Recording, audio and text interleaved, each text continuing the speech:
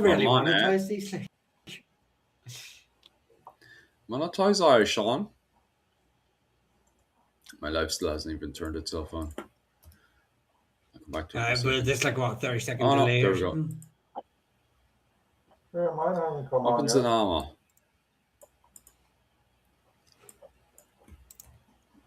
My one just turned on. Torch has come on. Yeah, I was gonna say mine's just turned on as well. So I don't even know. Right, so you go to live, do you, and then click the three bars, or I have to go to context. And Channel, do you know what? content, Let's give live.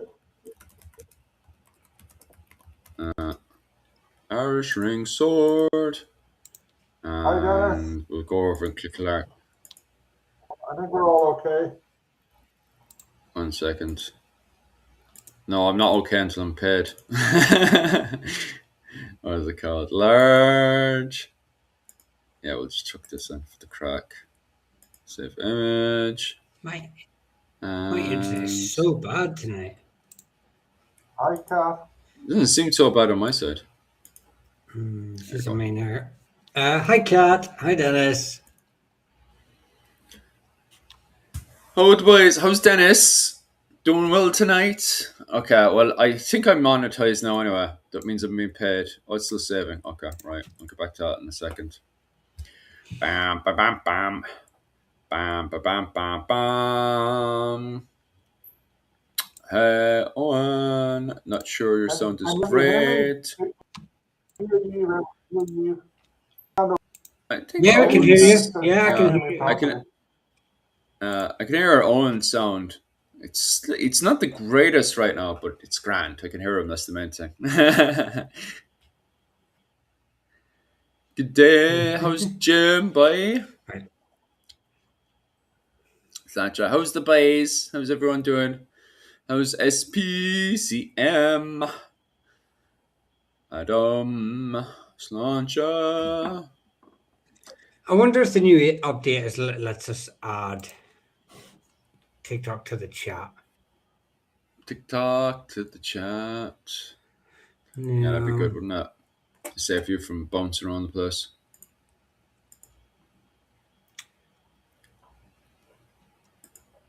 TikTok doesn't allow editing when live. Well, okay, we'll try another time. Are you live? Are you live on the old Tickety Talk? I think so. I really should go in there and I'll check the old check.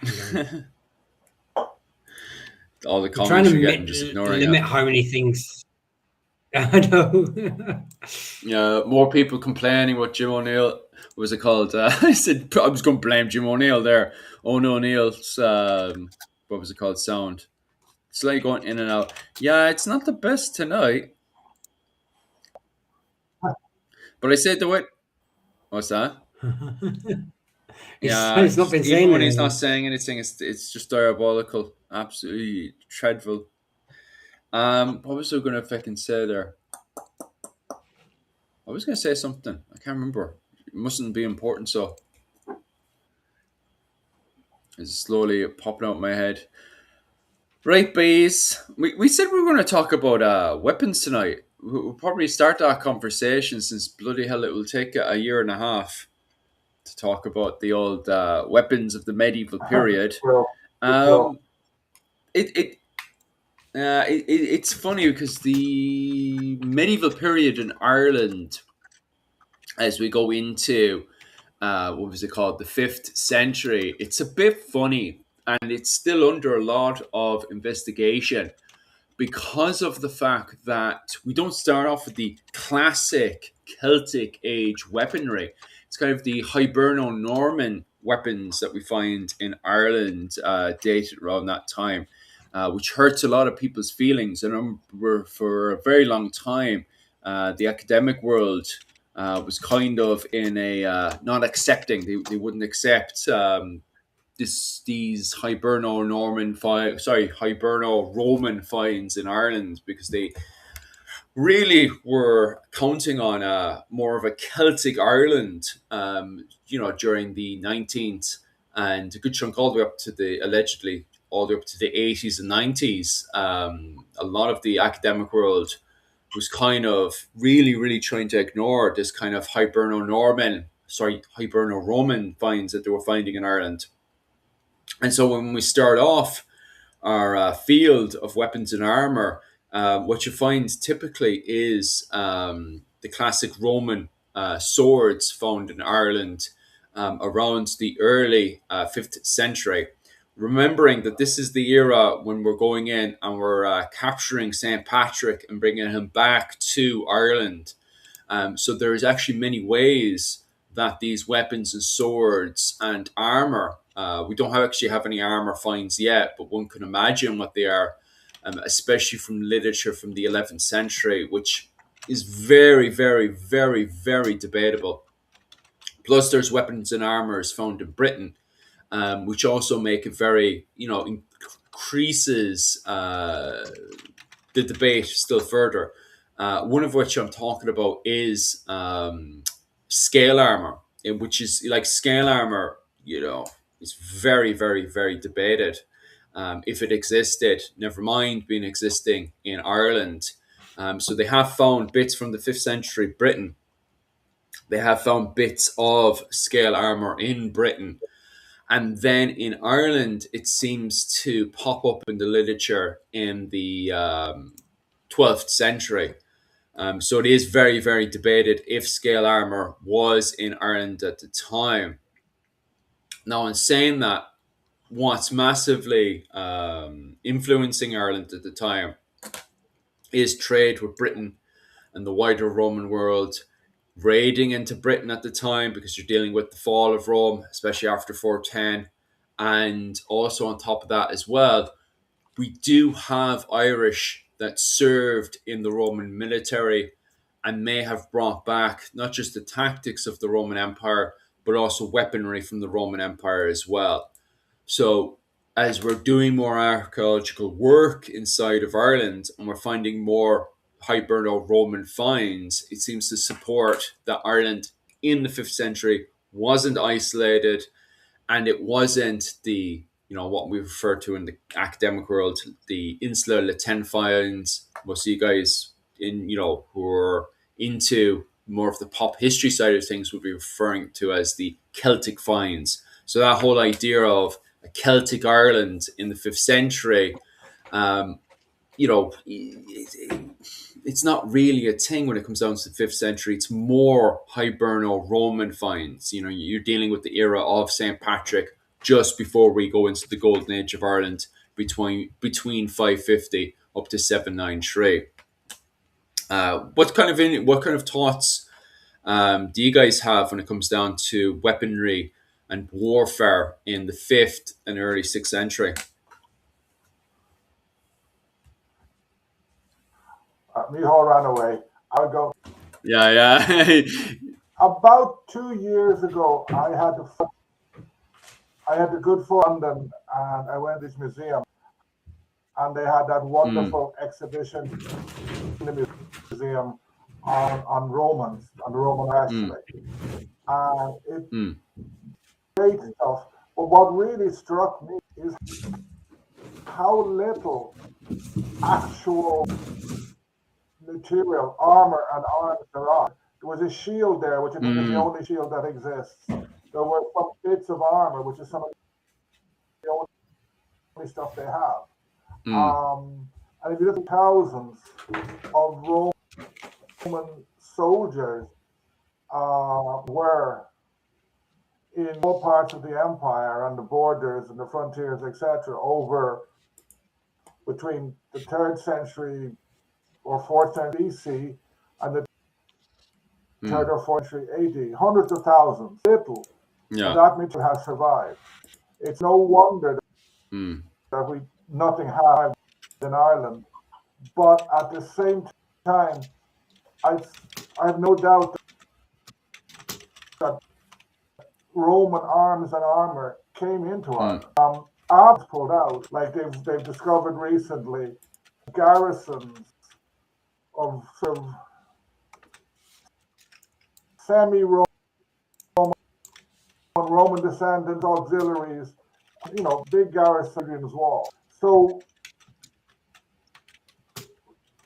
armor, swords and armor and tacking to Scotland, coming to Ireland, there must have been a huge intersection.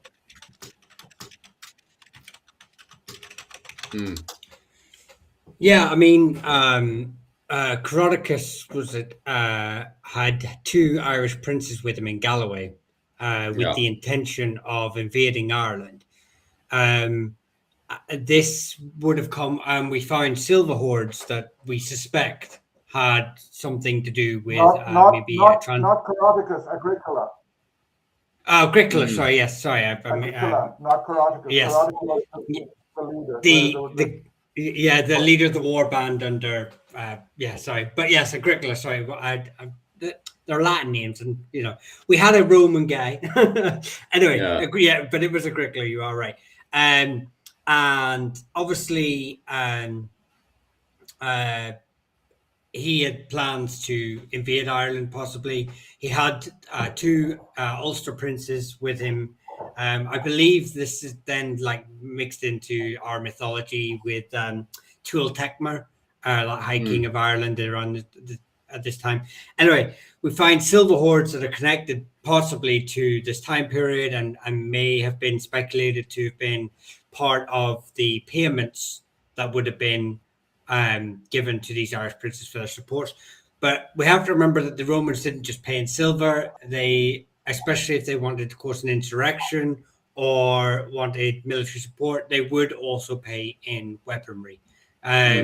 So there's no, and that obviously we have, like both of you stated, we have no actual evidence of this, but given off normal standard Roman practice, there was, if they were looking to cause any sort of upheaval or intent to help have their allies involved in an upcoming warfare, armaments or trading of technologies or large silver deposits would have all been normal practice within the Roman Empire this time. For sure.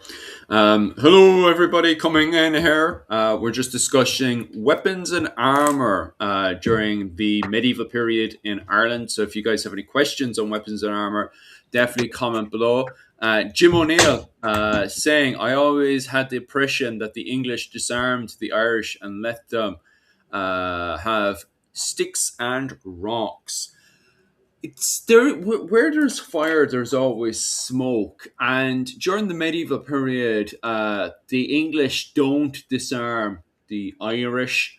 But on saying that, there is a period around the 17th century. Jim O'Neill can go into more detail than I can. But there is a period, isn't there, Jim, in the 17th to 18th century where the British do pass a bill. Now, this isn't the medieval period, it's way over in the early modern period where there is a bill passed. Because I do know somebody, he's up around our area, Owen, where he came back home. Didn't he serve in the French or German military? I'm sure it was the French military. And he came back and he was armed and he had a horse. And the English noble in that area, took his horse away from him or something, and there was a bit of a scuffle, and he ends up getting killed because he wasn't supposed to have a weapon and a horse on him. Yeah, that is by marriage of Daniel O'Connell.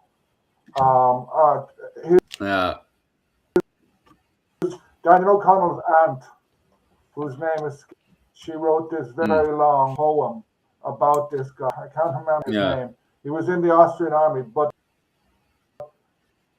one of Daniel O'Connell's uncles, he was the last commander of this brigade in the French army. There was a huge amount of coming and going. Like the peasantry, etc., wouldn't at that stage. Some nobility, there weren't many Catholic nobility. They would have swords, but they would have had not. They weren't supposed to have a good horse. And this was killed because he had a series of run-ins with the of Cork. And didn't sell his horse or something. There was they Yeah. were killed.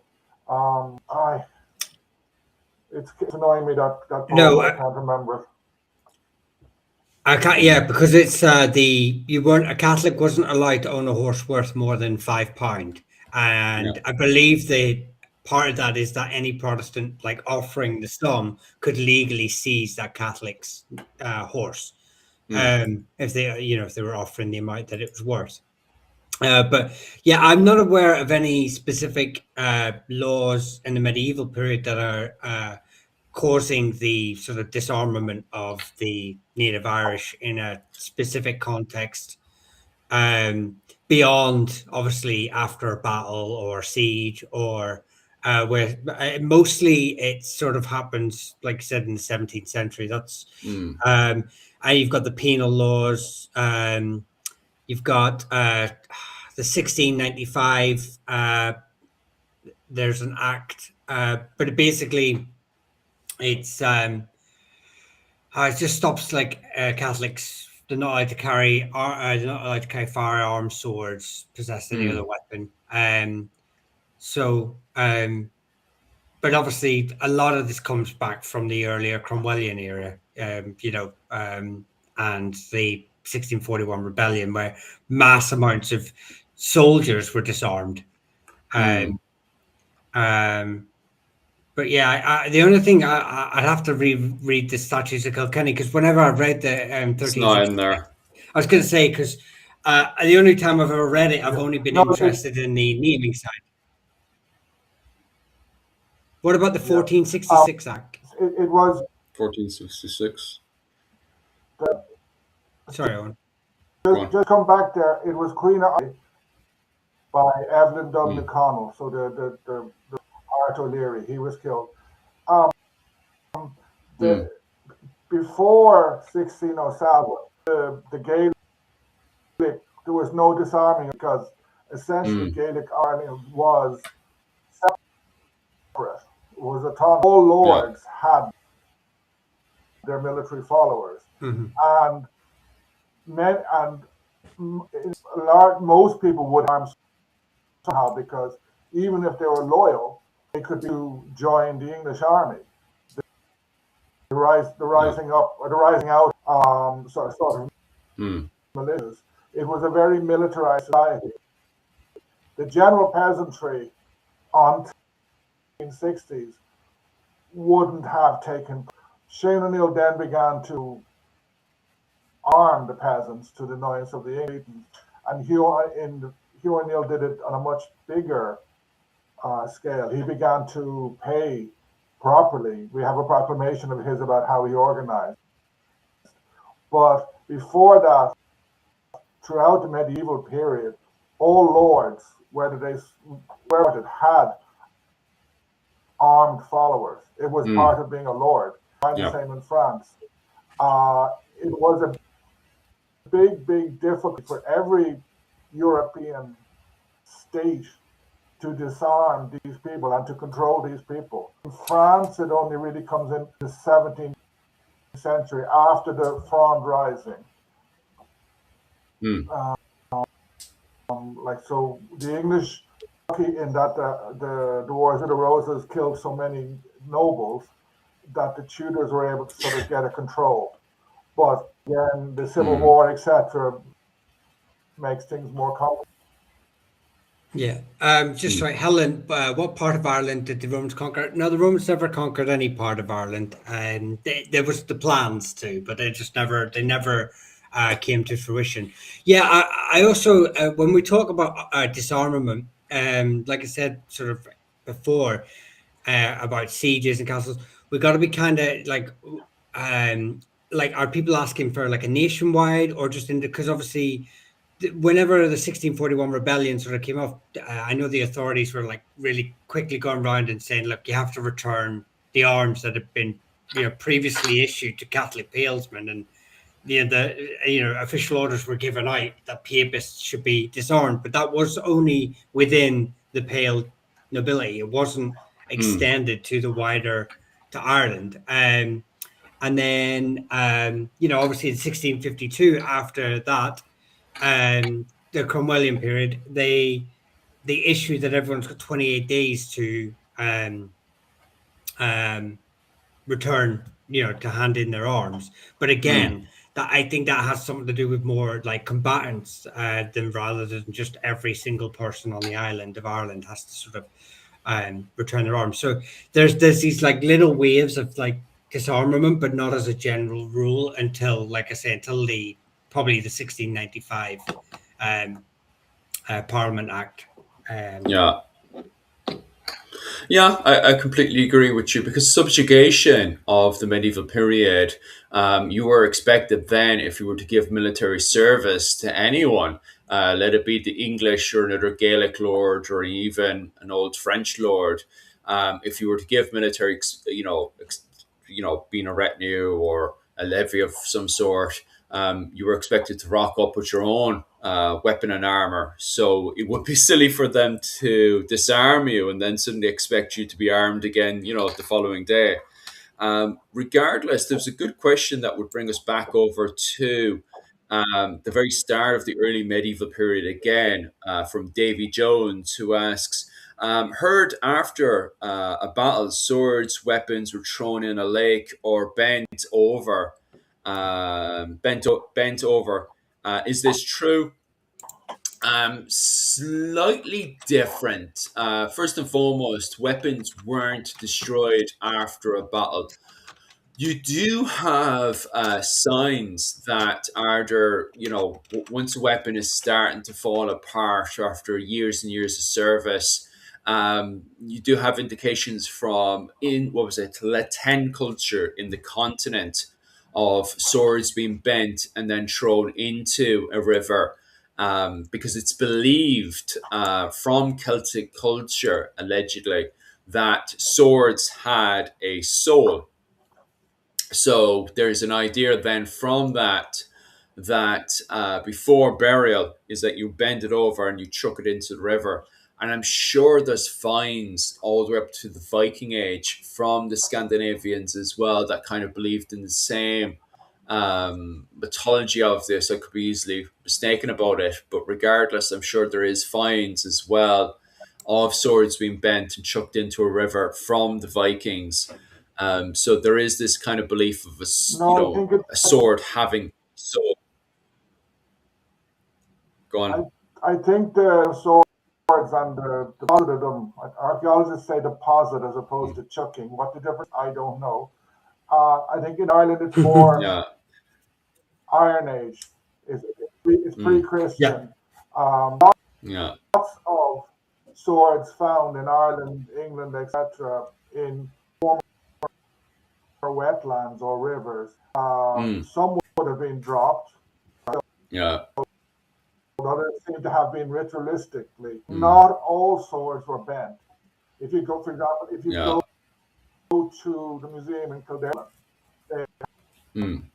impressive, um, very impressive swords from bronze swords, which I think Mm. survive better in Irish conditions than Iron Age swords. None of those seem Yeah, they to have do. been bent. And there Mm. are some, they found some, most of those are not very well preserved. Mm. Yeah, our landscape doesn't lend well to um, preserving of archaeological evidence from the Iron Age for some reason. Yeah, it's mostly sadly about bogs and stuff as well. It's because I'm always yapping on about the importance of going through the old bog to find anything really important, because bog bodies and everything so good in Ireland, especially during the medieval period when it comes down to preserving a lot of this stuff that we know today. It's interesting as well because um, we start to go into the Christian period, just between, what was it, 410 to 550. There's, you've got the likes of Palladius who comes in, then you have St. Patrick, and then between, what was it called, 550 to 793, you do have burial. People are now starting to get buried. But sadly, because, as Mihal, and it's a really good point to point out, um, before that, you would have had the likes of kings and stuff that were chucked into the bog. By the time you get up to around 550 to 793, other than Donegal Dunn, who did have a ritual sacrifice of a death, there seems to be more or less Christian burials starting to appear in Ireland, especially when Donegal Dunn is kind of the last pagan king of Ireland. And then after that point, you go into a point of, kings and nobles and all that stuff being buried. The problem is with that is the acidic that's in the ground. You can even get that when you're going into the Viking Age, where you get little evidence. When you do find a Viking burial, we're dealing with very, very little. And if we do find anything, very, very delicate. Like the people who have to unearth this from the ground, and this is why I'm really against metal detectors inside of Ireland. When you do find anything, the only people being able to lift or get any evidence out is insanely trained archaeologists with a lot of years of experience, as Owen will highlight there as well. Because the ground itself, especially with being so acidic, if anything is found, is so delicate. So anything we are working with between 550 up to the entirety of the medieval period, even up to around 1603, very delicate work. Would you not agree with that, Owen? Yeah, and I would say, just to make things worse, Ireland, Dublin had they found a huge Viking cemetery with a large amount of military. It was found in the 19th century in Island Bridge when they were building Houston Station. Some of them saved, but if they had found that 100 years later, we would know so about it, because apparently it would have been Viking graveyards, and I think a lot of the iron was better preserved there than it normally is. Another thing there, in Iron Age Ireland, and in Bronze Age, cremation was very common. And sometimes grave goods were buried, sometimes not. When Christianity came, one of the big beliefs, and especially in Christianity, was resurrection. And people believed that was what was going to happen within a short period. So therefore, Christians were buried, like you couldn't cremate. Christians didn't like cremation. And Irish Catholic Church has only permitted cremation in the last decades. No. But so cremation stops, but they're not buried with grave goods. So like if you go to Scandinavia, if you go to from Europe and Central Europe, they found, when they find burial, they'll find loads and loads and loads of goods. You find a Christian burial, because go into any big monastery in continental Europe and you'll find an effigy where you had king this or king that, or knight this or knight. But if you open those up, you goods.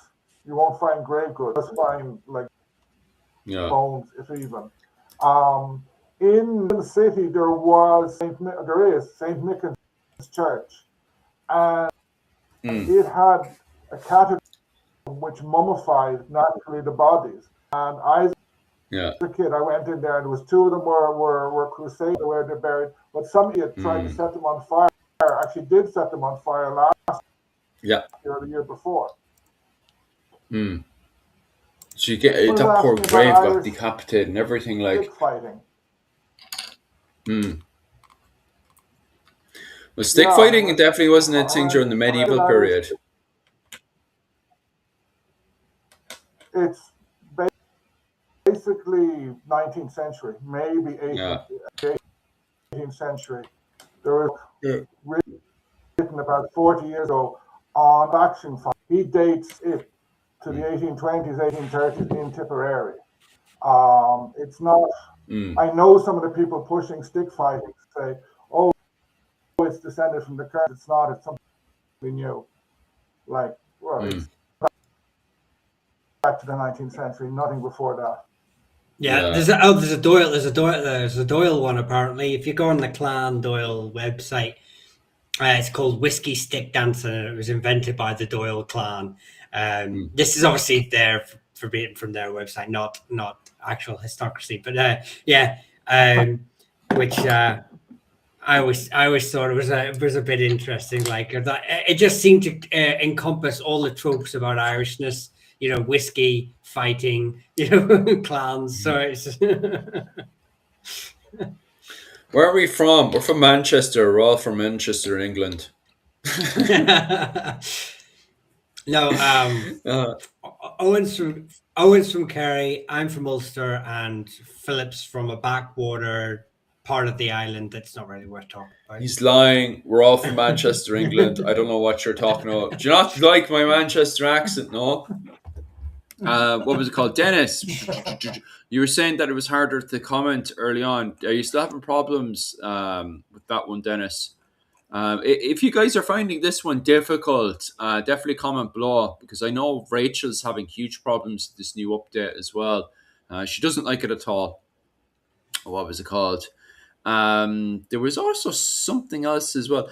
Yeah, grave goods in the early medieval period is funny, because even when we go up to the early medieval period, then so how we're cutting it down is that you have the early medieval period is broken down into Hiberno-Roman finds, as we were discussing there. You know, you're dealing with the age of St. Patrick, so we're having trade between the Roman Britons. We're going in and raiding Roman Britain, and we also have Irish are doing military service with Roman Britain. So that's bringing weapons and armor into Ireland at the time. We're also having smiths then that are adapting that one. So it has its own style, which is Hiberno-Roman, okay?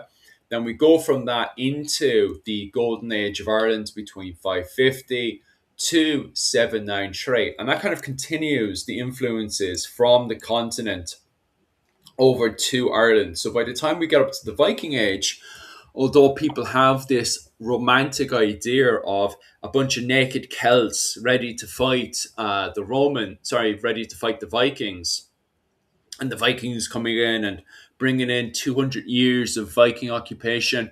That's not the truth whatsoever, because of the trade that was happening between Ireland and Britain. Remember, this is the golden age of Ireland. Irish monks and clergy have been going into Europe. So at the time, Ireland has an amazing relationship with Europe, and especially Charlemagne's court at the time. So during the golden age of Ireland, between 550 to 793, you do find, even finds from the Byzantine Empire coming into Ireland at the time. So one of the biggest traders into Ireland, and we even had Colin on the channel discussing this, but one of the key what was it called? Academics is Professor Aidan O'Sullivan of Maynooth University, who's done an entire paper on this one, and that would be what they were used to refer to as Celtic Charlemagne finds in Ireland. These days they call it Hiberno-Frankish finds in Ireland, between I suppose it's the 7th century up to 793, so 600 AD up to 793, and you're finding a lot of Frankish finds in Ireland. Obviously, once again, massively influenced with the Irish finds in Ireland. So when the Vikings do appear into Ireland, they're not facing against a very weak Irish. This is a very well disciplined military force with the latest weapons from Charlemagne's court. On top of that as well, this explains when Turgis does come in to invade Ireland around the 840s. He's beaten. Turgis is beaten by Muel Shocknall the First. Okay, so everybody has this idea of the Vikings easily coming in, overwhelming these naked Irish who could barely, be able to afford a sword, never mind by a riveted mail. And yet that's not the reality. When Turgis invades into Ireland, he's easily overwhelmed and beaten by Muel Shocknall the First. Now, don't get me wrong, the Vikings are very successful when it comes down to raiding. Sure, didn't they mess up the coastal areas of Ireland? But when it comes down to battles in Ireland, you'd be very, it's very difficult to find battles that the Vikings were successful in. And when you do find battles that the Vikings are successful in, you always find it was from the Gael, the foreign Irish. The Irish Vikings, as some people would refer to them as the modern interpretation. So when it comes down to the men of Luckland, the men from Norway, it's very difficult for them to go in there and successfully win battles against the Irish. And that's down to the fact that this is not a backwards Ireland when the Vikings do come into Ireland at the time. Is there any other things of note that I should bring up as well, lads, when it comes down to weapons and armor of the Viking Age? You're welcome, Dennis, by the way. Just I was playing around with the settings there while we were live, and it seems to have fixed much the better. screen. That's all right then. And Fagatola, they bring in the 13-ton Hitachi. Is that massive sword in Japan? I'm guessing that huge. Yeah, I mean that would have done the job. I'm just trying to. Well, obviously, Kat has asked us before, and I think it's fair if we're talking about the Viking Age. Maybe then we can touch on women within warfare of Ireland. And I know that there's been a large sort of slathering across social media about shield maidens, and stuff like that. The only one I'm aware of in Ireland is the Red Maiden in Ulster, who may be, I think most historians consider her fictional now, but she's mentioned by McFirbis. And I know there's two graves in Ireland, in Ulster, one in Ballyholme and one near on the River Bann, that they found of females within sort of like the 9th century. So what is your interpretation of shield maidens and Ireland?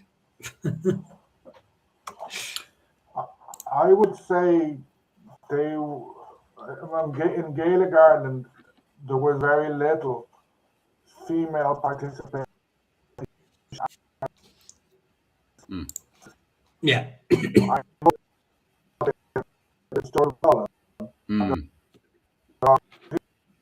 Or is it Sean McCool? In one of the It's Cucullum. Yeah. Yes. This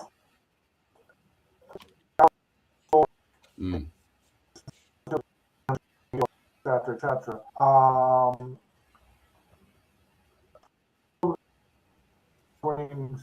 High rank. Oh, Owen's given up.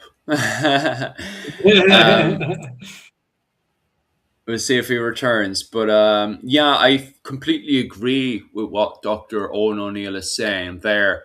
The thing that kind of hangs over the head just going into the Viking Age is there probably was, during the Golden Age of Ireland and before then, there may have been female combatants just because before then we have laws preventing women from going onto the battlefield.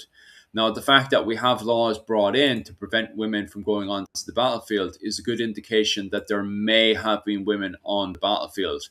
And that would be the Law of the Innocents in 697 AD. At the Synod of Birr, they bring in a law preventing female combatants on the battlefield. Now, remember, that's a period where you see one or two major battles between the Anglo-Saxons and the Gaelic of Ireland. But for the most part, you're dealing with a cattle raiding society, okay? So there may have been, the Celtic female warriors involved in cattle raiding in Ireland. However, going into the Viking Age, there is increasing laws, not just to prevent women from going onto the battlefield, but also to protect women when going outside of the ring forts. Why is there increasing laws to protect women going into the Viking Age? Well, because pirates, both Gaul, Gael, foreign Irish Vikings, and the men of Lachlan, Norwegians, are physically picking up women and running away with them. And people have an idea that this is only happening in Ireland. No, no, this is happening in Scandinavia. This is happening in the Anglo-Saxon territories. And so there is increasing laws to protect women when going outside of your ring fort. This goes as far as basically pointing out that it's not just mandatory for you to go outside your tuat with a man, let it be your husband or your father, but also, or a male protector, full stop, but also for them to be armed. Because of the threat of Viking raiders, pirates, just picking up women and running away with them was so high. Now, on saying that, as you guys have pointed out as well, we have literature that romanticizes the idea of women going out there and committing piracy themselves. Now, in saying that, even when we go up to the pirate age of the 17th century, we have female pirates. In fact, like, Ireland kicks off the pirate age with Grace O'Malley. So even from the get-go, we have female pirates in Ireland. So going into the Viking Age, is it possible that we have female Vikings? It's in the realm of possibility. However, at the same time, looking at laws and the reflection of it, it seems to highlight the fact that women were targets during the Viking Age. So women are put more under the protection. Were large amounts of Irish women taken as captives to Iceland. There's no there is evidence of women being taken as slaves. There's no evidence of this big, massive, large amount of women suddenly being captured and taken off to Iceland. Most of these, the DNA that they're found today, like first and foremost, the argument that was made recently comes from the story of Olaf the Peacock. But the story itself, although Icelanders are trying to make out that this is proof that large amount of women were taken from Ireland and brought over to Iceland, the story only talks about one noble woman who was taken by accident. So on top of that, not only is it just one woman, but ends up she was taken by accident. Being a noble woman, she should have never been taken, according to the story itself, and that's Olaf the Peacock. That talks about a Gaul Gael, an Irish Viking. So there's also go on. they're also finding genetic markers that some Icelandic families carry male Irish haplogroups. So it's not just a case of, we know the slave trade existed in Ireland. We know it was connected to Iceland. So it's a fair assumption that slaves would have made it across there. But I kind of feel like this this narrative of all the women were taken to it carries along the joke online that you see all these beautiful, why Icelandics are beautiful is because they have these beautiful Norse husbands and these beautiful Irish women, and and it seems a bit It's some strange fetish, to be honest with you. Don't get me wrong, Icelanders seem to bring it up, but they always talk in a very fetishized way, and I never see any sources for it. There is no, the only major battle that, if you're looking at this Norway versus Ireland thing, the only major battle that the Irish lose, and they don't lose to Norway in this battle, is the Battle of Isle Bridge, which is fought between the men of Dublin and the men of the Northern Inel against Niall Glundov. But the thing is, and this needs to be highlighted, is the people they lose to is not Norway. They don't lose to Iceland. They lose to the men of Dublin. And at the time, these were not Scandinavian Vikings. These are Gaul Gael. These are foreign Irish, as they're referred to. And at the time, but even the nobility that were living in Dublin were heavily related to the various families of Leinster and the Enel, and that was the Evers, the descendants of Ivor the Boneless. They had been living in Ireland since around 860. So by the time you get up to the Battle of, the Battle of Isle Bridge, fought around 919, Um, you're not dealing with Norwegians anymore. You're not dealing with Icelanders. These are the men of Dublin. So people who were captured after the Battle of Bridge, if anyone was taken, would have been taken to Dublin. Now they could have been sold on after that. But there isn't. It's not a foreign group not a foreign group going in and taking a whole load of Irish people and bringing them back to Dublin after the battle. Other than that, I can't think of another single example of Vikings doing massive amount of damage that would have resulted to a massive amount of slaves being taken off to some foreign land. Most of the time, they were taken to Dublin. On top of that, as well, what you're seeing more of in Ireland, instead of a massive amount of women, and don't get me wrong, there is women being taken and sold in Dublin. I'm not saying that didn't happen, but if you actually read the sources, especially the Icelandic sagas actually outright tell you who they are related to. And they're not related to these people through slavery. They're related to these people through marriage alliances. And in Iceland, these marriage alliances are linked right into, many of them, into the Enel and also the Leinster dynasties. And they're very proud of this lineage, not turning around and saying, oh, the Irish are subhuman or they're sub this. No, no, no. They're turning around and glorifying, hey, look, I'm related to some great kings from this majestic land called Ireland. That's how they're talking in the Icelandic sagas. They're not undermining any of these marriage alliances. They're very proud of their Irish marriage alliances. So I do find it strange today. Go on. We've also got to remember, I think the focusing on this the female slaves. Now, like I said, we know male slaves as well, and we know that some Icelandic families have haplogroups that are male line genetically related to Ireland, so not all of them are Norse Vikings. But regardless, we also have to remember that these families are intermarrying, like you say, but when they're intermarrying, what they bring with them is members of their households, members of their own slaves, members of their own servants. So they're bringing them in too. Not everyone who is suddenly, if you somehow find a connection to Ireland through a female outside of Ireland from the medieval period, doesn't necessarily mean that this person was a slave. Yes, it was rampant. Yes, it was. But I think just focusing on and narrowing it down into almost, like I say, goes back into the word you used earlier about fetishizing. I think it really strips down a layer of complexity around the history of it without, and simplifying it in a way that I think sometimes can be perceived as uncomfortable. No, on saying that, I'm not turning around and saying that women didn't have, we're starting to build this picture now that women belonged in the kitchen and all they did all day was, serve the men. And that's not the truth either. Maynooth University has gone into deep study recently, and women were, both in Ireland and Scandinavia, were very dominant when it comes down to the administration that was done inside of the settlement.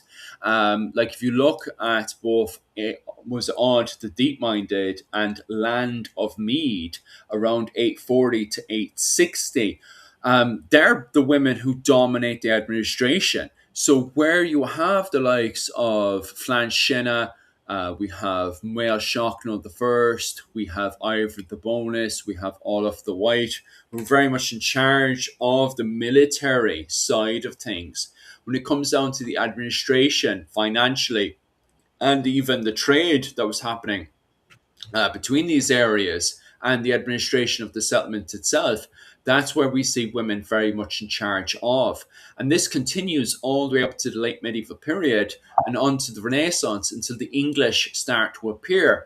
And it's at that point onwards that we start to see letters appearing, bitching and mourning about how you have these English men that they're now marrying into who are restricting their independence on carrying out their administration of their own land. You do have letters of, Irish women, both the Fitzgerald women, the Butler women, and members of the O'Brien bitching that they're feeling very restricted on the way that the English men are treating them when it comes down to doing the administration. So just because women aren't going into battle with these big double-headed axes and stuff, killing 10,000 men, that it doesn't mean that women suddenly are very restricted when it comes down to the medieval period. You see in Ireland, women are very much involved when it comes down to the administration and running of the land. And that's, from servants, as Mihal points out, you've women who are going into marriages, bringing servants with them. And that's also just the way that finances are being ran on the land and stuff. So we have to take a step back and look at women slightly different to men. Okay, so they're not involved, they're not tied and chained to the kitchen. But at the same time, they're not in the battlefield with two double-handed axes killing 10,000 men. So we have to strike the balance and then look at it from that point onwards. Okay, they're involved with the administration. How does reality, treat them? We do know at the same time they didn't have the freedom when it comes down to the Viking Age of them just wandering off into the middle of nowhere, because they could be physically taken by a pirate, by a Viking raider. We know that by the way the Brehon law has them being protected. And on top of that as well, even the way that story and literature tries to tell the, highlights the fact that you do have women that are under protection, but at the same time very much involved with the administration. Yeah, unless you guys have anything to say differently. Yeah, at the same time, you have to be careful about a woman was inferior to a man legally. Yeah. And I see people talk about Brehon law saying, "Oh, Brehon law was feminist. Women were treated so well." That's rubbish. They weren't I think there was one type of currency, which was a female slave. A cow was worth 3 female slaves. Elite women were used for bargaining. So they were bargained off for marriage. So were elite men, but less than women. A woman, as Kat says, it sucked to be a woman back then, in her opinion. Yes, it quite often did. If you were at the very top, you would have had a better time of it. You would have lots of servants. But a woman's role was more difficult. At the same time, certain areas like religion allowed an area of freedom. It's like St. Bridget, women who set up religious settlements. I know in one of the early monastic sites in Kerry, which they excavated, they found a woman's skeleton, which is interesting, because normally you think these small monastic settlements just men. This had a woman. So women had an important role, but you have to be very, very careful talking about them. They're definitely in a subordinate position. Were there many female merchants? Probably in the not. It's a difficult one, because you do have women involved with the finances. You would have a woman who was married to a merchant, and maybe she became a widow, especially in the later medieval period, and could have taken over her husband's business or inherited it. That one's quite funny. Yeah. You had a thing called the grey merchants, especially in the later Middle Ages, early modern period, who were sort of old.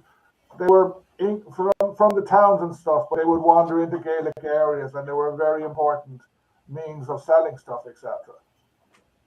When it comes down to merchant women, we do have evidence of Odd the Deep-Minded, and also this is the same period of land of Mead as well, and they seem to be very much involved with the administration of finances that were happening both in Dublin and in Clonmacnoise.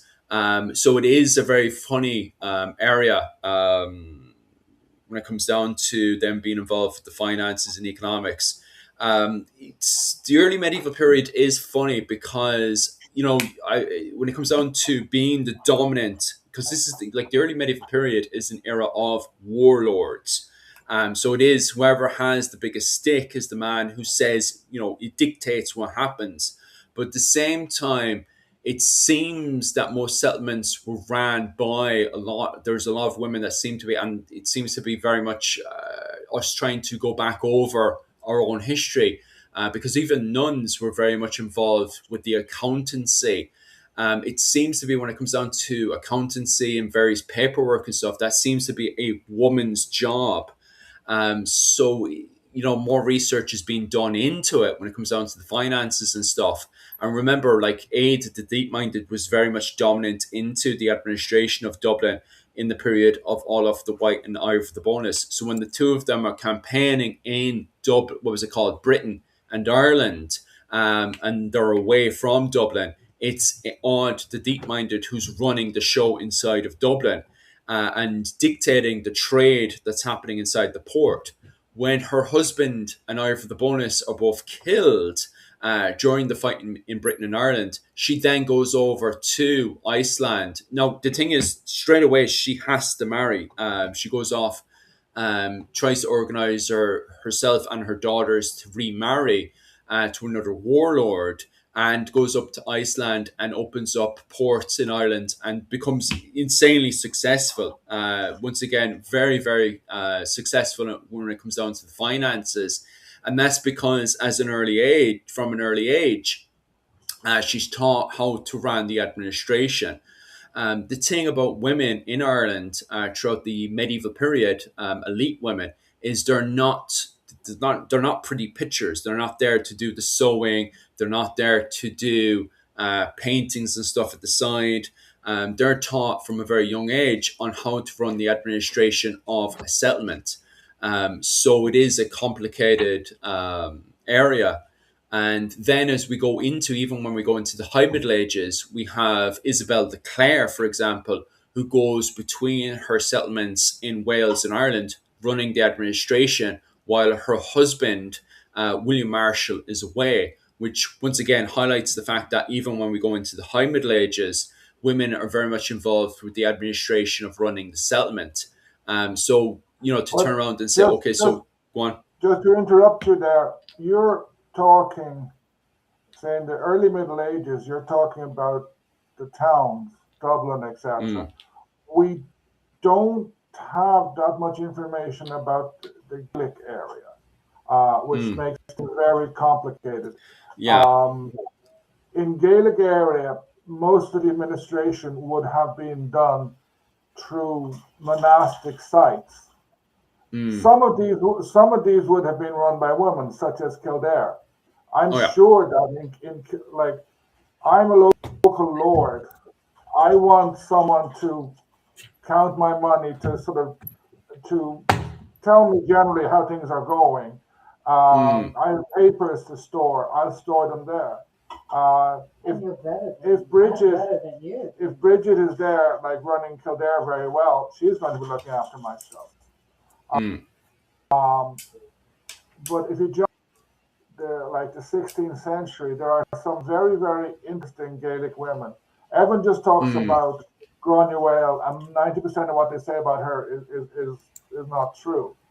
But you have these two ladies, a mother and a daughter, who are probably some of the most powerful women in 16th century Ireland.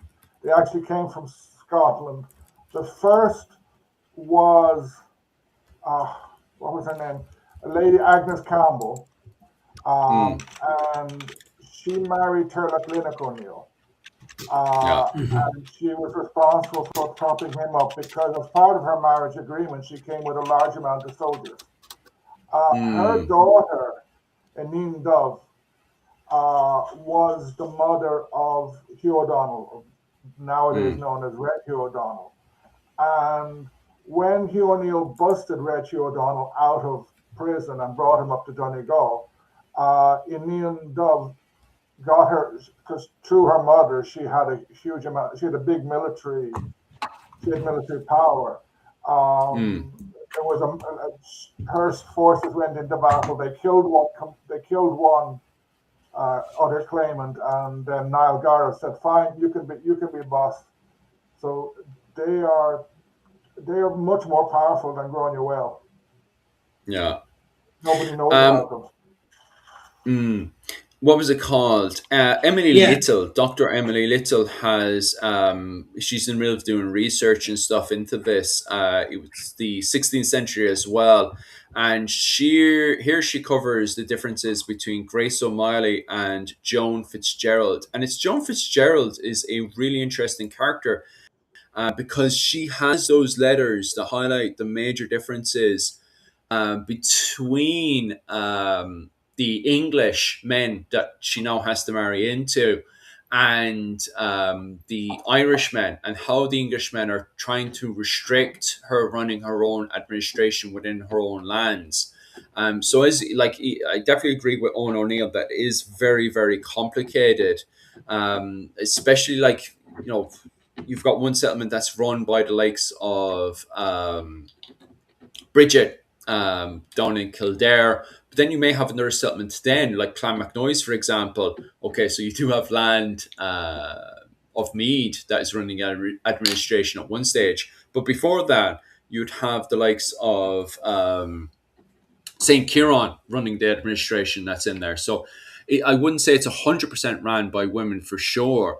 But it is definitely a much more complicated situation than we previously thought, where we would have understood the medieval period previously as just being a full-on male-dictated society.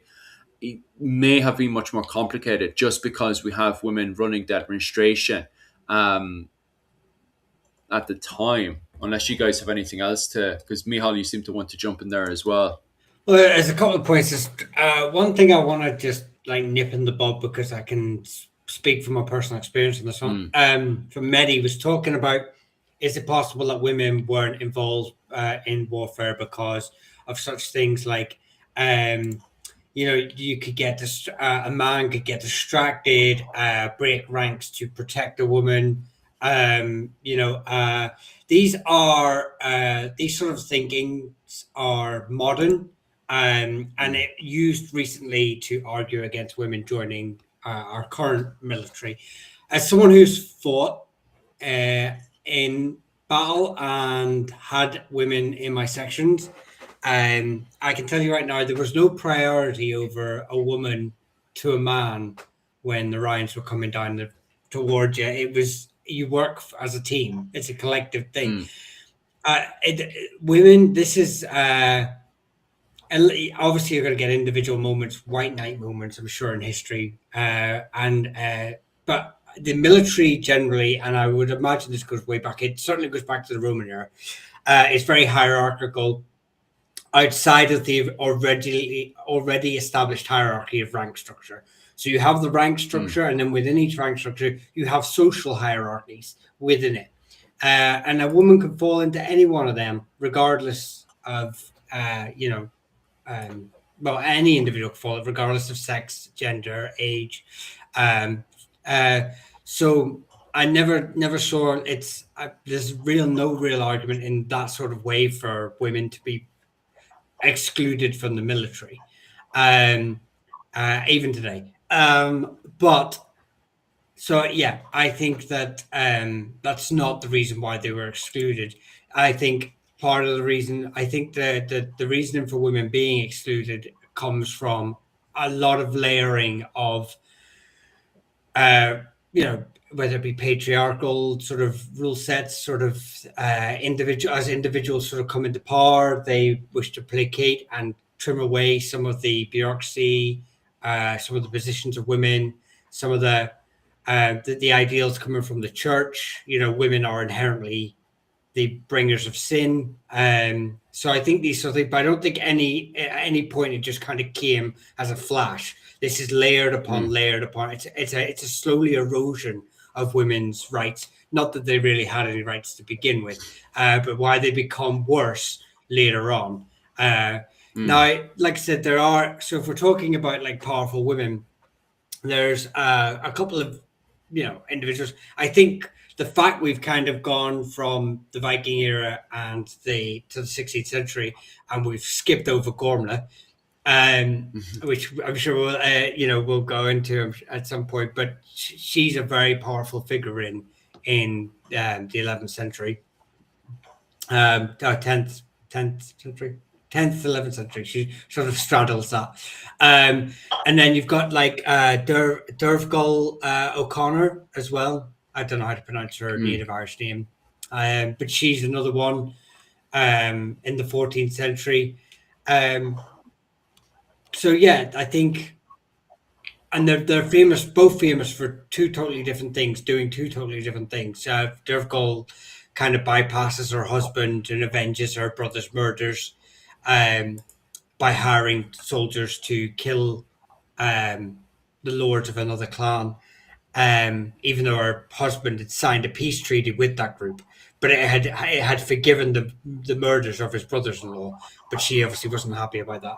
So and then Gordon is probably famous for marrying, but being very famous kings, and producing very famous sons and being involved in the politics of the time. So I think the fact that these individuals exist and they're famous for a multitude of different things shows the wide aspect of which many roles that women could slide themselves into. But none of it was ever easy. But those women that did do it were the exception, not the rule. These are women that were probably just very astute and able to be born in a circumstance that sort of helped them, or had circumstances foisted on them that allowed them to do this. It wasn't something available to every woman. Well, the thing is warfare is shite. Like, the thing is, a lot of people who make the argument about, women out on the battlefield and stuff, why would you want to go rushing off into a meat grinder? I can understand the fun and the banter of having an old cattle raid. That definitely is where the banter's at. But battles, I know they're glorified in the poems and, the songs and all that stuff. And that's kind of what great warriors are looking for, is having an epic song, sung about them for the next 1,000 years or so. But the grim reality is that the battlefield was a full-on meat grinder. You went into formation, and then you went against someone else's formation, and the two of you poked and prod each other until the two sides were dead. And then you have these battles tearing up to 120 men, pushing against each other, trying to impale each other. Why would any sane human being want to be a part of that? I always find it funny when they go on about, women were part of the battlefield, they were equal to men. Why would anybody want to be a part of that? Any sane human being? But at the same time, until the mid-19th century, maybe slightly early, any army was followed by a large amount of people, of civilians, many whom were women, the so-called that's true. Yeah. You get any army marching along, you're going to find there's going to be some women there who are wives or daughters of some of the soldiers.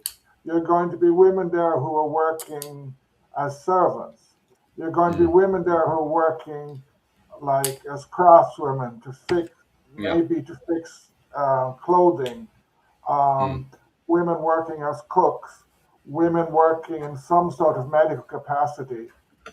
At certain stages, nuns, and then other occupations. You always had this, and it wasn't always a very safe place to be, because the two armies march off and they leave the camp alone, and quite often the camp would get captured or attacked in the battle. And if you're a civilian, whether a man or a woman, and you're in the camp when it gets attacked and is getting plundered, there's a very large chance you're going to end up dead. Yeah. Or captured. Yeah, 100% agree with you. There's definitely camp followers. Like, even if you look at what's it called, Finn McCool's tales in, where is it, Kevin Murray's in the Finn Cycle. I have it somewhere in the house. it talks about women in certain areas that the Fenian would go to, and from there, they would go to the various bathhouses and stuff and be looked after by women.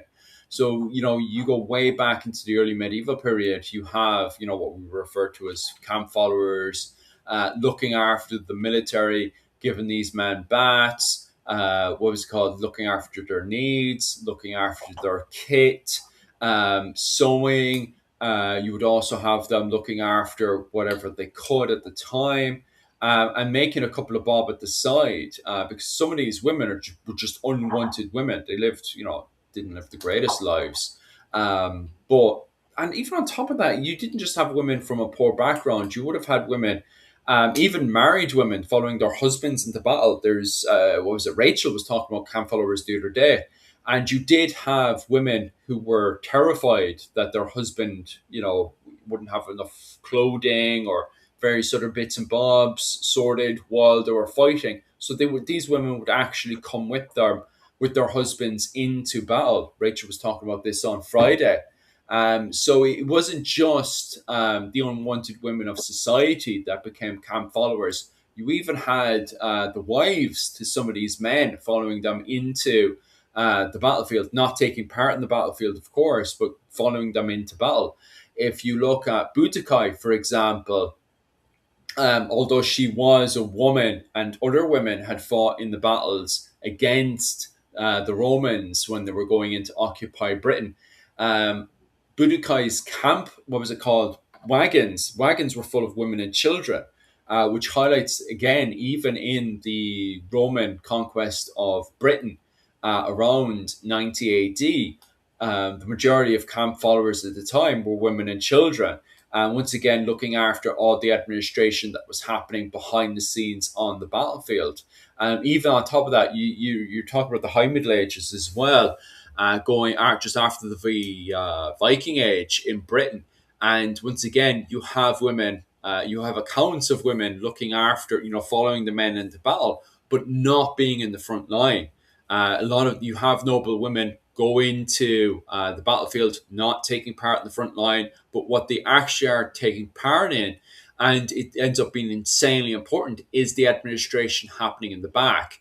A lot of people assume when organizing a battle that it's just a case of groups of men coming together, poking each other to death, when that's not the case at all. If you're dealing with 10,000 men that need to be rotated, well, even 100 men that need to be rotated in the back, they need fresh, some of their weapons need, some of their armors have nips in it, that needs to be looked after. The weapons are going to start to break down, that needs to be looked after. These men need to have fresh food, they need fresh weapons being brought into the battlefield. These men also need to be watered. Ultimately, and that's even before we get into bedding, stuff needing to be kept clean to stop the spread of diarrhea and vomiting. And so before you know it, the battlefield needs to be organized, even if it is groups of men going in there to butcher each other like cattle. So ultimately, you're going to have people, and a lot of the time, even from the early medieval period going into the High Middle Ages, you even have noble women going in as camp followers to make sure that administration is at a certain high standard, so people aren't, even the fact of the spreading of diarrhea and vomiting. So that's all kept clean and to a certain standard. Yeah, I agree with everything you said. The High Middle Ages and the changing of warfare there. Going from the Viking Age into the High Middle Ages, what we have then is massive changes happening in Ireland, even from warfare. Warfare in Ireland during the Viking Age was very much a case of formation versus formation. However, with the coming of the Old French, the Normans, into Ireland after 1169, what we have is a solution to these long and very, very drawn out battles. In the later stage of the Viking Age in 10th century Ireland, what we're seeing is battles that are starting in the very early mornings and going all the way up to the evenings, and even sometimes lasting up to a full month, where shield walls are not breaking down. However, in France, they have found a solution, and that is good stirrups and a good mounted charge into the flanks or even the center of these formations to break it down and then leave gaps in their formation, allowing infantry to go in and start surrounding the enemy and chopping them up. This style of warfare would reach Ireland in 1169 and dominate all the way up to the Scottish War of Independence. The Scots and the O'Neills would eventually find the solution with good pike and spear formations and the usage of hobblers, which would prevent counters from the longbowmen. And then from there, warfare going into late medieval period would start to become much more complicated. Because of this, between the period of 1169, just before the 14th century, warfare, everything to do with warfare would completely change. And it would definitely become more focused around what we would call in Ireland the Ridra, the Irish Knight. Even inside of Ireland, you would see changes happening, especially after the 14th century, which would divide the Normans, as we refer to, differently in their development to their English and French counterparts. Going into late medieval period, their armour would definitely transform and change. But inside of the High Middle Ages in Ireland, where we're dealing with what was it called? Gothic architecture being introduced into Ireland. We do see much more similarities between the Irish, what was it called, the Knights in Ireland and the English and French counterparts, and we can see that with effigies. The majority of these knights were part of the English administration, giving a slight disadvantage to the Gaelic. However, you do have knights that did either have various forms of alliances with Gaelic lords or just outright had marriage alliances as well. In reality, it is much more complicated going between 1169 up to the early 14th century. Do you guys have anything else to add into that with the arrival of knights into Ireland and the massive changes into warfare? Agree with what you said, but just to add on, one example, William Marshall. Yeah. I actually made a video about it. I visited Temple Church last year, and he's there. His son is, etc. And and then the importance of William Marshall for Magna Carta, etc. But I was walking around and I said, hold on a second, William Marshall, or definitely his son, could play for Ireland. Because William Marshall married the daughter of Strongbow. In other words, the daughter of Strongbow and Aoife, who also happens to be the granddaughter of Dermot MacMurrough. So you're talking about interactions between the different groups, and you have this guy who's taken as the epitome of English chivalry, and like most of his lands are actually in Ireland. His wife is Irish. His children, as I say, camp for Ireland.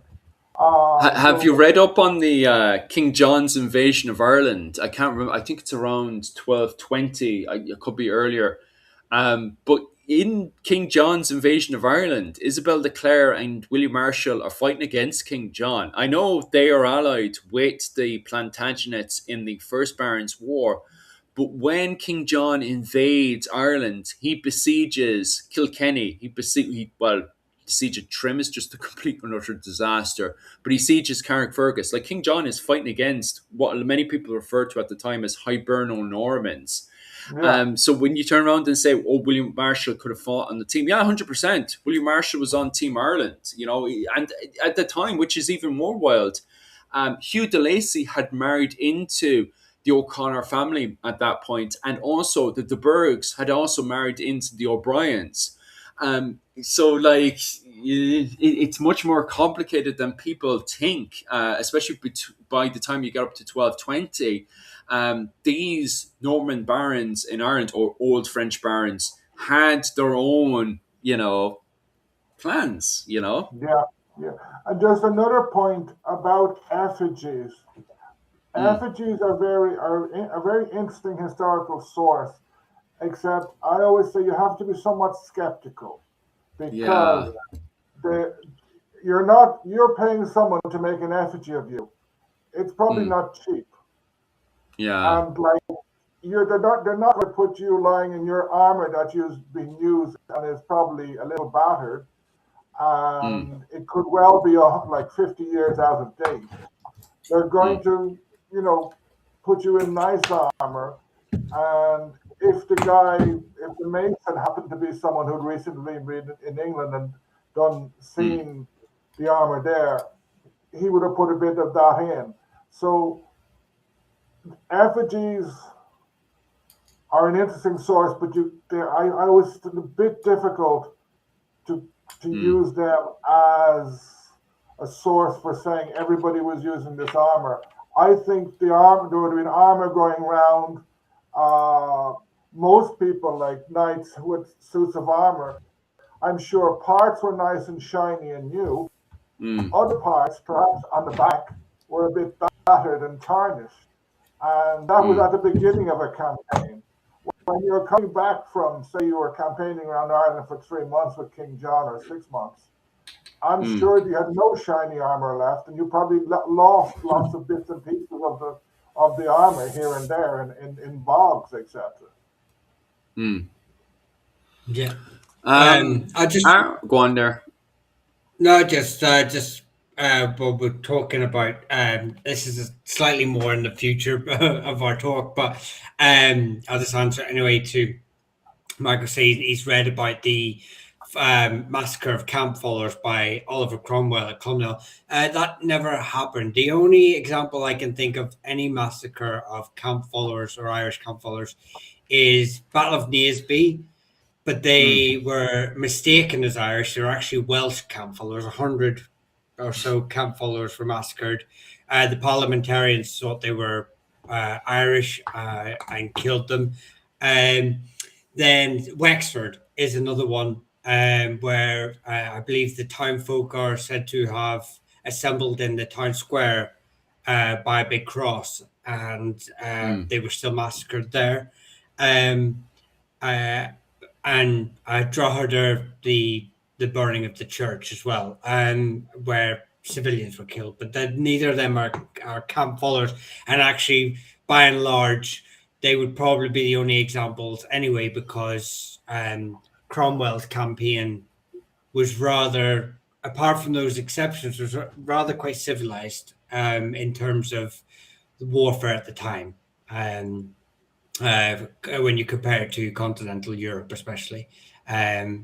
So, uh, yeah, so I don't know if his Clonmel, I believe he honoured the fact that he'd been tricked and come to terms with the O'Neill, but he'd left. And he still honoured the treaty, even though the Irish had snuck out the night before. Um, so, yeah, unless, Owen, you can think of any camp followers In being Cromwellian massacred. times, I don't know that much, but I know there were huge massacres of camp followers and civilians in the 9 Years' War. mm, It was policy. You were like the Elizabethans. The Elizabethans get away with a lot, um, and they like they killed everybody. They didn't believe in civil rights or prisoners. If they didn't kill you, they'd execute you fairly soon afterwards. mm. Yeah, it's funny because a lot of people have this idea that no, I'm not turning around saying Cromwell's conquest of Ireland was a nice parade. But at the same time, I think you've pointed out this before, Owen, is the fact that the Tudor conquest was a lot more bloodier and violent than Cromwell's conquest of Ireland. Yeah, it was longer. It went on. It Mm, involved much more wars. Um, I'm not a fan of Cromwell, but I know that Michal has said before. Oh my God, getting the name. Cromwell, I think stayed in Ireland 9 months. His Yeah. army stayed in Ireland probably 3 years, and there were quite a few atrocities carried out afterwards. Like I know just one at the Battle of, I never know how to pronounce it, Scarfolis. It's a very significant defeat that's never talked about. It was basically Owen Rua O'Neill's army after he died. For some reason, a bishop called Eber MacMahon was put in command, and in this, his army had, I think they were on top of a hill, so they were in a good side. And he moved to the bottom of the hill, and the Cromwellians said, "Thanks a million," and routed them. One of, I think, Owen O'Neill's son, who should have been put in charge, was surrendered, like he was promised pardon. But then whoever the Cromwellian commander was, maybe it was Coote, turned around and said, "Oh, sorry, I've changed my mind," and executed him. Lovely. There were brutal things. Yeah, Especially when the campaign is winding up and is heading into sort of more irregular warfare, which always results. James O'Neill has pointed that out in one of his papers on the 9 Years' War, that when you have irregular warfare, atrocities seem to get worse. Yeah. I'm just going to nip in and just say it was the individual you were asked, you'd mentioned is Henry Ireton. It's Cromwell's son-in-law. That's it. Yeah. We need that Cromwell video, Michael. Yeah. When my phone's fixed, but it's going to cost me over £100 and to get it fixed because I'm not rewriting that script. I'm not rewriting it. I spent months on that, and so I refuse to write. So it's on a phone which is here broken. When I get it fixed, I'll do the video. Oh my God. I'm waking up too early for these bloody live streams and stuff. What was it called? My brain now is turning on again. But it's interesting how warfare does change going from the 13th century, which has the classic Crusader feel to it. Because by the time we get up to the Scottish War of Independence around 1280, you have the return of Edward I from the Crusades, the last crusade that happens in the 9th century, back to England. And from there, we have the start of the Scottish War of Independence. Now, granted, the official end of the Crusades in Jerusalem doesn't end until around 1310, where we have the gathering up of all the Knights Crusaders to be burned at the stake because of heresy, allegedly. But it's at that point onwards, when we go into the Scottish War of Independence, that warfare gets more complicated. Just before then, up around the modern day Netherlands and those regions around there, the French tried to occupy the modern day Netherlands and tried to take control of the wool market there.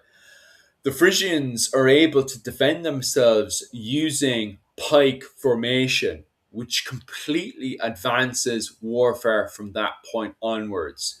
People have a very romanticized idea that guns ended the cavalry formations. It's a bit more complicated than that, and you can see that going into the late medieval period, not just in the continent between Frisian pikemen and French cavalry, but also in Britain as well, with the arrival of Scottish pikemen and also the usage of Gaelic hobblers. Gaelic hobblers were quite interesting because you couldn't have a cavalry charge into hobblers because, the English knights would easily wreck them up. But hobblers were very good at harassing both cavalrymen and the formations of people. But used with pikemen, they were very devastating because of the fact that people would charge into pike formations. And just as they're losing against pike formations, or maybe the pike formations were starting to get overwhelmed, Hoblo horsemen would quickly, from both Gaelic Ireland and Gaelic Scotland, and also the Border Reivers, would quickly go in and flank the formations of infantry and also cavalrymen as well that were pinned down by pike formations, complicating Gaelic warfare and also lowland warfare in both Scotland and Ireland going into the start of the Scottish War of Independence. Is there anything else of note that you guys would love to highlight going into the start of the 14th century in both Ireland and Scotland and the massive changes in warfare as cavalry warfare in Ireland definitely does start to get much more complicated? Well, one point to talk about is landscape. Where are you fighting? Because in Yeah, that's a Ireland, huge there's deal. a lot of forest, a lot of bog, Mm, and a lot of hills and drumlins. mm, In If you actually look at where the Norman lordships are formed, most of that is on the best land in Ireland. yeah. Kildare, the Curragh of Kildare, Meath, the parts of Cork, parts of Limerick, where essentially the Golden Vale. The Mm, Berks are a bit different because I don't know Northern Connacht well, but I yeah. don't think it's particularly flat. Um, Parts of Ulster, I think you have flat land, but not much. So Mm, they capture the best land fairly quickly, and then build castles, etc., which is another important part of their warfare. But mm, then you know they're going to be fighting, um, often with Gaelic soldiers on both sides, and sometimes with Norman from on both sides, and mm, going to be often in more skirmishes, often on territory that's not good for cavalry charges. Because if you mm, take a big horse on plonk, a knight in full armor on it, and get him to charge into what is a bog, you're going to have mm, something very interesting happening. yeah. And it Yeah. won't be it won't be positive. The knight won't enjoy that interesting discovery. Yeah. Oh, sorry about the yawn there. And what's interesting as well is even before we get into the Scottish War of Independence, we go into the era of Brian O'Neill's revolt and the Tamad Wars in Ireland. And in that period, we have the likes of marriage alliances between the the O'Neill, was it the O'Connors and the oh God, you can correct me on this one, Mihal, that Galloglass marriage alliance between the O'Connors and who was it? The McRorys, isn't it? It's the McRorys. They Yeah, marry into the McRorys that bring in the Galloglass. yeah, And the Galloglass reintroduce conventional warfare. Was a kind of Norwegian Gaelic warfare back into Ireland again. What had happened with the arrival of the Normans into Ireland is that the Normans, the old French lords, were very, very quick to capture the ports of Dublin, Cork, Waterford, Wexford, Limerick, and Galway. And that restricts the trade coming into Ireland, in particular, weapons and armour, right?